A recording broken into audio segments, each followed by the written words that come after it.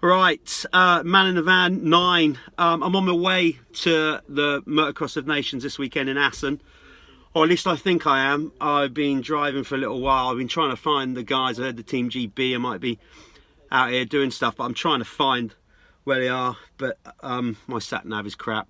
So so I just thought I'd stop, pull in, have a look at the map. I just needed to find out where they're at actually. So I'm going to do that.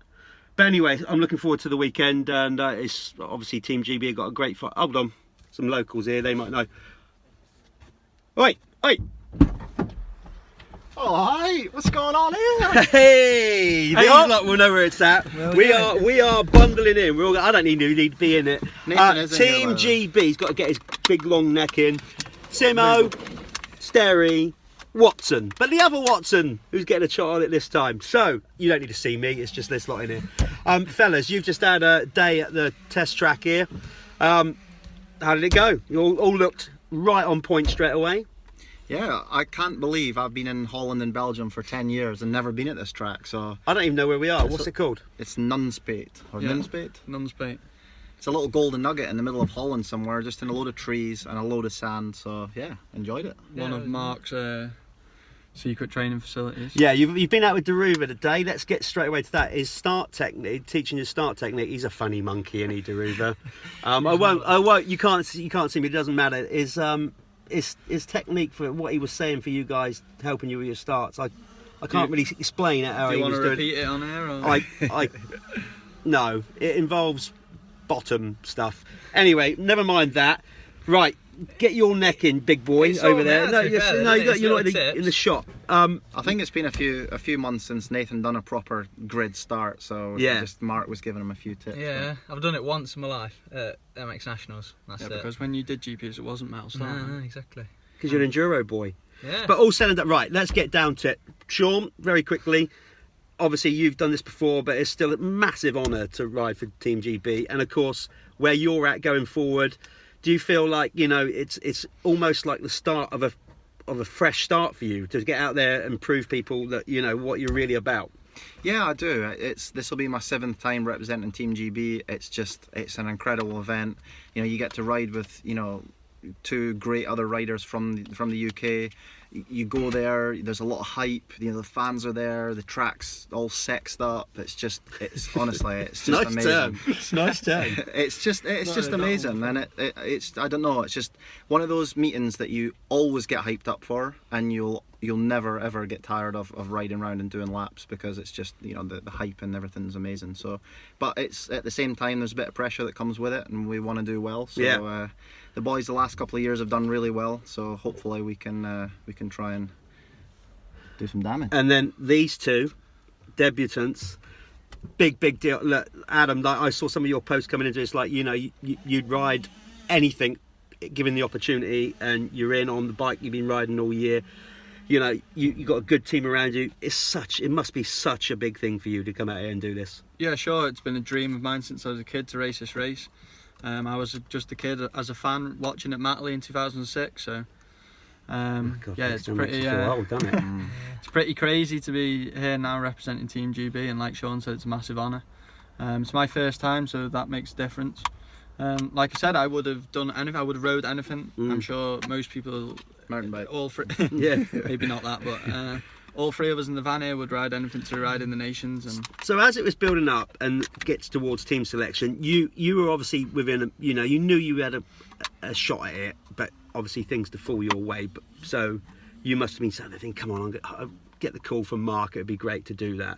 So how did that feel? How did it happen? Did Mark just text you, call you?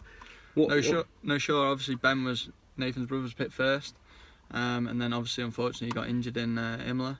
So that logically in my head was, that he's the MX2 rider, I'm the MX2 rider. So I kind of already knew before Mark had told me, once I found out what Ben had actually done to his arm.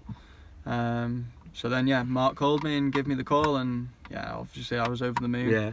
And it's just been since China, and even before China, to be honest, was full prep towards this. And like Sean said, hopefully we can carry on the form that the boys have had the last few years and get on the podium. I bet I just must have been so buzzing after that. It must have been something else. Nath, you're gonna have to lean your great big neck in. I'm in. Because you're like Adam kind of had a suspicion, you know, Yeah. that he was in with a shout of team selection. You, on the other hand, Yeah. just doing your thing, doing the enduro, Yeah. and then your bro goes and gets, you know, which has affected every knock-on effect. And here you are. I Right. mean, Mad. It is when mad. you started seeing people say that you might, you know, when did you start thinking, hold on a minute, I might actually be riding here? Like when I first saw it at Assens, I thought, well, that would be a bit of me, that. But never thought anything of it because obviously I'm in enduro doing flipping extreme races, Romania and all Yeah. this stuff, and obviously I've been doing that for the last 3 or 4 years. I've been out of MXGP for that long, so. But yeah, and then unfortunately there was these injuries, and I thought, no, it could be in the pipeline, but I never actually thought it. It was Yeah. just like always Chinese whispers and people asking me, oh, have you had the call? And I'd literally heard nothing. I had no idea. And then before Turkey, Mark called me and said, right, we're going to see how Tommy gets on, and then we're going to make a call. And obviously his shoulder and didn't even race. I thought, I could be in it. And then To be fair, the whole team almost wiped themselves out in Imola. Yeah. Me and Sean both had big crashes. Ben Yeah. broke his arm. we had a sketchy few moments there for Team GB. I bet Mark was pulling his Yeah. hair out. he said he was stressed on Sunday when me and you were racing. He said he was just stressed all day that we were racing somewhere. And then I crashed into a fence at Landrake, so that wasn't very ideal. Oh no, that wasn't. But here you are.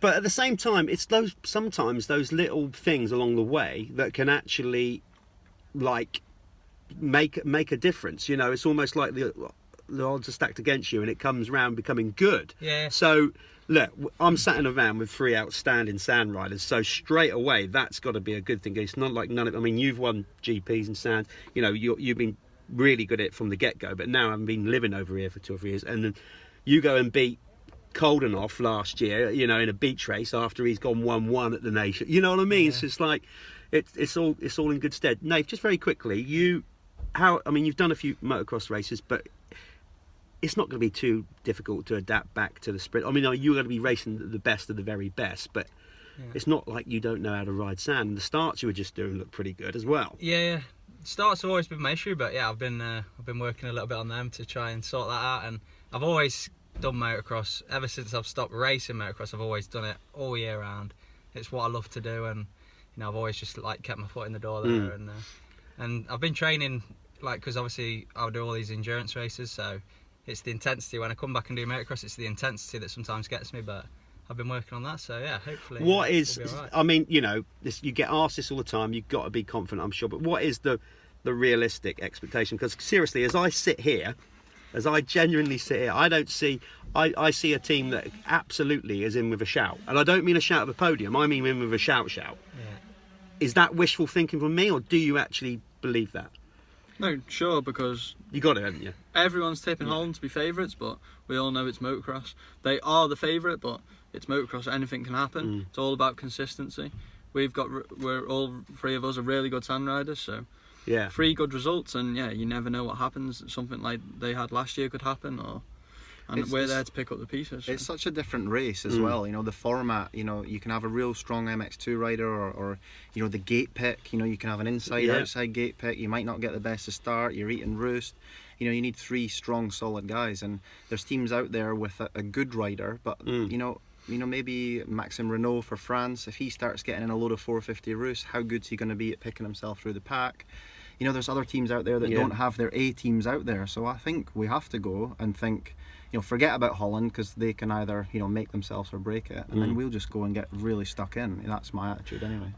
The other thing I like, which I know you'd always dig in for Queen and Country and all that kind of stuff as well, I get that, but it's looking like it's going to be a bit of a war attrition with the weather as well over the weekend, and you guys are all accustomed, you know, you've been renowned in your career almost for just, like, you know, digging deep, keep going when it really gets messy.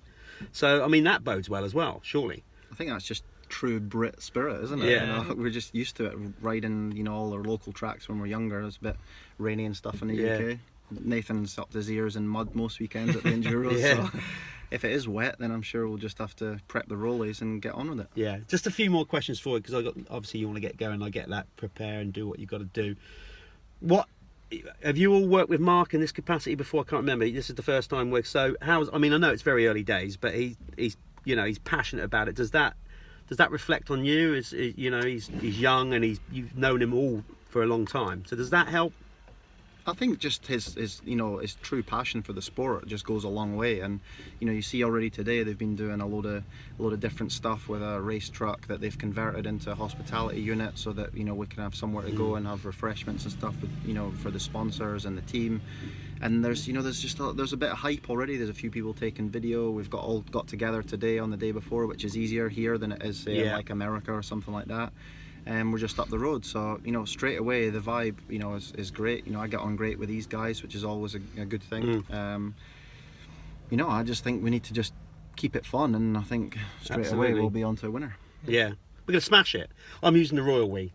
Okay. I'm not riding the bike. I'm not involved in anything like that. But I'm exactly that. Team GB. So listen, guys, I'll let you get on your way because you've got a lot to do, and I've just got to go and find a hotel and eat, and that's as simple as what I've got to do.